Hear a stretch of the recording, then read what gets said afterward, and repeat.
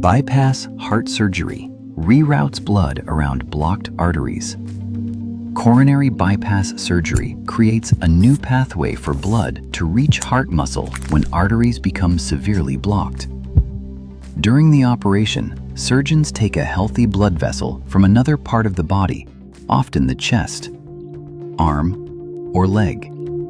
This vessel is then carefully connected above and below the blocked section of a coronary artery. One end is attached to the aorta, or another major artery carrying oxygen-rich blood. The other end is sewn into the coronary artery beyond the blockage.